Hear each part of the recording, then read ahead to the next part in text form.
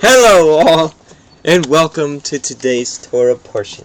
Before I get started, I must say a blessing. Blessed art thou, Adonai, you King of the universe, who has sanctified us with his commandments, commanded us, and graced us also with the words of Torah. Please, Adonai, you speak the words of your Torah in our mouths and the mouths of all the people of Israel. May we, the offspring of your people, the house of Israel, may we all together know your name and study your Torah, for the sake of fulfilling your desire. Blessed are you, Adonai, who teaches Torah to his people Israel. Blessed are you, Adonai, King of the universe, who chose us from all the nations and gave us the Torah. Blessed are you, Adonai, give the Torah. May Adonai bless you and keep watch over you. May Adonai make his presence heard, none you may be kind to you. May Adonai bestow favor on you and grant you peace. Today's read is the second read of... I am horrible. I don't remember the name. Hang on. Metzora. But Elisha said, Hear the words of Yahweh. Thus says Yahweh, tomorrow at this time a seah of flour shall be sold for a shekel, and 2 seahs of barley for a shekel, at the gate of Samaria. Then the captain on whose hand the king leaned said to the man of Elohim, if Yahweh himself should make windows in heaven, could this thing be? But he said, You shall see it with your own eyes, but you shall not eat of it. Now there were 4 men who were lepers at the entrance to the gate, and they said to one another, Why are we sitting here until we die? If we say, Let us enter the city, the famine is in the city, and we shall die there. And if we sit here, we also die. So now, come, let us go over to the camp of the Syrians. If they spare our lives, we shall live, and if they kill us, we shall but die.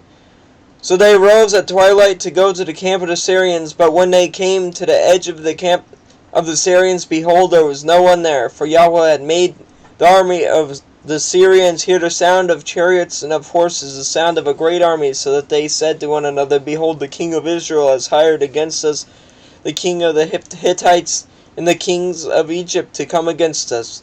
So they fled away in the twilight and abandoned their tents, their horses, and the donkeys, leaving the camp as it was, and fled for their lives. And when the lepers came to the edge of the camp, they went into a tent and ate and drank. And they carried off silver and gold and clothing, and went and hid them. Then they came back and entered another tent and carried off their things from it and went and hid them. Then they said to one another, We are not doing right. This day is a day of good news. If we are silent and wait until morning light, punishment will overtake us. Now therefore come, let us go and tell the king's household. So they came and called to the gatekeepers of the city and told them, We came to the camp of the Syrians, and behold, there was no one to be seen or heard there. Nothing but the horses tied and the donkeys tied and the tents as they were. But the gatekeeper called out, and it was told within the king's household. And the king rose in the night and said to his servants, I will tell you what the Syrians have done to us. They know that we are hungry. Therefore they have gone out of the camp to hide themselves among the open country, thinking, when they come out of the city, we shall take them alive and get into the city. And one of his servants said, Let some men take 5 of the remaining horses, seeing that those who are left here will fare like the whole multitude of Israel, who have already perished. Let us send and see.